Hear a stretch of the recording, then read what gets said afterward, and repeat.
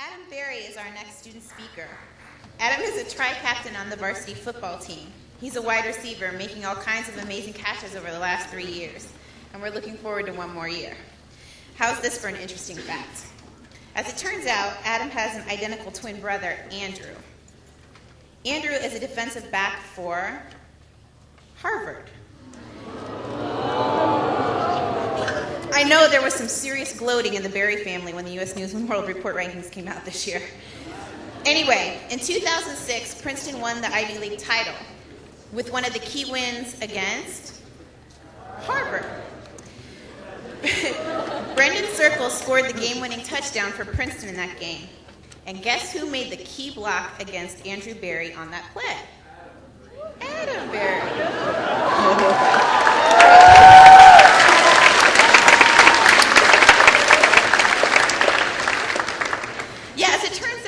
It was Adam. How cool is that, to be sanctioned, legitimate, trained, and celebrated to beat the crap out of your brother? I mean, does it get any better than that? Adam also worked summers as a corporate accounting intern for Meta Media USA, and then as a summer analyst for Credit Suisse and Goldman Sachs. He's developed a program of mentoring and partnership to facilitate the recruitment of student athletes of color at Princeton. I've even been told that there's an Adam Berry fan club on Facebook. It's also been noted that his competitive nature is not limited just to football, but apparently Monopoly, Risk, Scrabble, and especially Taboo bring out his most extreme and intense efforts. My real question is, can we really be sure this is Adam, or have we been set up by Andrew? I'm not sure. Please help me welcome Adam Berry.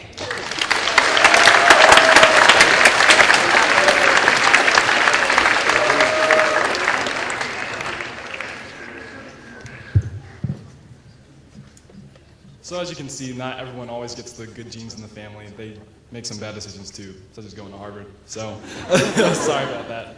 So, the most logical point to start about talking about diversity is talking about mimes, lions, and gorillas.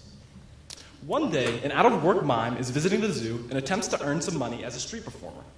As soon as he starts to draw a crowd, the zookeeper grabs him, drags him into his office, and tells him the star attraction for the zoo, a gorilla, has died. He offers the mime a job to dress up as the gorilla until they can find a new one. Of course, the mime accepts. So, the next morning, the mime puts on the suit, goes into the cage before the crowd comes. He discovered it's a great job. He can sleep all he wants, he can eat all he wants, he can make fun of people, and on top of that, he's drawing bigger crowds as a gorilla than he is as a mime. However, eventually, the crowds tire of him and start to pay more attention to the lion in the cage next to him. Not wanting to lose the attention of the crowd, he climbs to the top of his cage, goes across the partition, and starts dangling in front of the lion. Now, obviously, this makes the lion furious, but the crowd loves it. Well, this goes on for some time. The mime keeps taunting the lion, and the crowd grows larger. Then one day, he falls and slips into the lion's cage. The mime is terrified. The lion gathers itself and prepares to pounce. The mime is so scared that he begins running around in circles of the cage with the lion close behind. Finally, the mime starts screaming, "Help! Help me!" But the lion is quick and pounces. The mime soon finds himself on his back looking up at an angry lion. The lion opens his mouth, but instead of biting or roaring, he says, "Shut up, you idiot! You want to get us both fired?"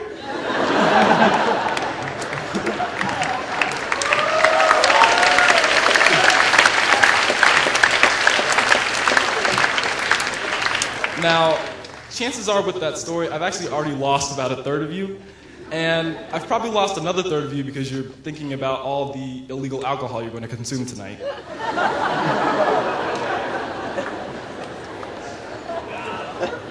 Yeah. Yeah, I know. But the third of you that are listening, you're probably wondering, what in this world is this guy talking about? What does a mime, a gorilla, and a lion have to do with diversity? My answer to you would be everything. Diversity is nothing more than an appreciation of identity, an appreciation of all the subgroups, factions, cultures, and perspectives that exist in one entity. Yet, many times, we ourselves hide, or force others to hide, behind masks, or gorilla suits, if you will, due to a lack of tolerance. The irony is that we all do it. both push ourselves to hide and push others to hide. But if we are brave enough to put ourselves in challenging situations, many times this can lead to a tremendously powerful learning experience about ourselves and others, much like the lion in the mine. The aspect of my identity that I tried to hide for my first 2 years here is probably not the one that you're expecting me to say. It was not being black. Actually, that's rather hard to hide. But it was being a student athlete. As a freshman and sophomore, I remember constantly feeling the need to defend myself. There are many people that I've met during my time at Princeton that quite bluntly stated how much I didn't belong here.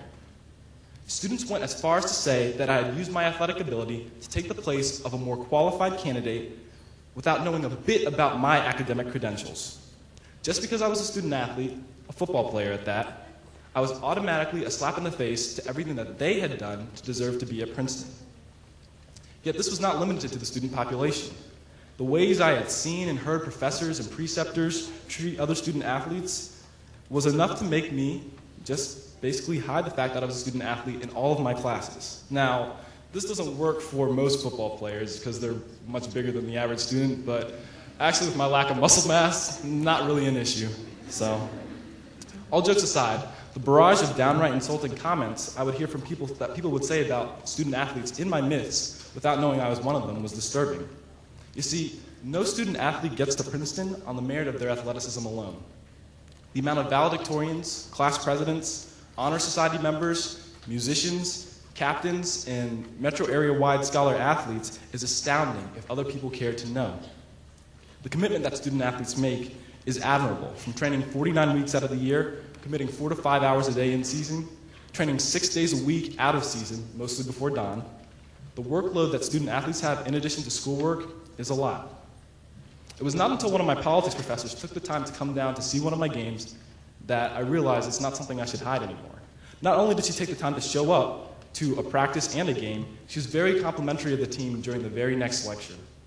It was then that I stopped hiding, taking off my gorilla suit, if you will, and using any of the success I made to challenge the conception of student athletes on this campus. And tonight, I hope that at least someone will not need to wait until they see someone who is the exception to their perceived rule, but rather to talk to student athletes on the same level that they would talk to other students. Because really, they are all exceptional. Now, I would be remiss if in a discussion on diversity, I did not at least mention race in my experience as a black male at Princeton. I guess the most appropriate launching point for this issue is with the question that I've most frequently heard at Princeton, which is, why do all the black people sit together? And what am I supposed to do? Am I supposed to just go plunk myself down and sit with them? Well, I guess, fair question. First of all, I would say that generally the 6 to 10 people that you see sitting together are never all or the majority of a certain race, religious affiliation, or club. Second, I'd counter with the question, why do musicians, hallmates, Triangle Club members, or engineering majors sit together? It's because they have something in common. In the case of ethnic minorities, many times it is a common set of experiences or challenges, because as much as this country or university would have you believe that it's colorblind, the sad reality is that race is still a persistent and significant factor in our society. And as to the question of whether to go sit with them, the answer is yes, go and sit. No one is preventing you. In fact, groups love it that you are curious about what makes them unique. Nor does it matter that it's uncomfortable, because as a black student at this university, going and sitting at a table with people who don't look like me is my life. In the vast majority of meals, I don't have a choice. The natural extension to this question is the subject of self-segregation and generally the need for minority groups as a whole. I've been on countless discussions about how ethnic and cultural groups are unnecessary and only create problems rather than solving them. Often during these conversations, the eyes of the group fall on me and any other ethnic minority who may be in the group to give the, for me, black opinion, as if there is only one. Plus, there's really no need for me to explain this, considering we all go to now the number 2 institution in the country. Sorry. White students know as well as I do that they make up the overwhelming majority of the student population, despite the fact that Princeton may be the most diverse place they've ever been. It is only logical that minorities might need an outlet to cater to their specific interests, meet with people who look like them, have similar upbringings, eat the same food, or on a grander scale, to bring awareness to the Princeton community. And being black has nothing to do with the fact that I can reach these conclusions. You see, the biggest problem facing Princeton, along the lines of diversity, is not the presence of ignorance, because we're all ignorant of a lot of things, but rather the willful acceptance of it. Many times people refuse to challenge their own assumptions and assertions, which are based on little or no personal experience. If we're not willing to see or spend time with the man in the lion suit, then we will be just like the mime, running in circles from one another without a clue as to how much we have in common or how much we can learn from each other. So I encourage you in your Princeton experience to take off as many suits as you can to challenge yourself by expanding the group of people that you associate with. If you go 4 years without this experience, then you haven't taken advantage of college. When perceptions of self, identity, and different groups are challenged, you will always come out a more well-rounded person in the end. Congratulations on getting into Princeton. Have fun and be safe tonight, please. And thank you for letting me speak.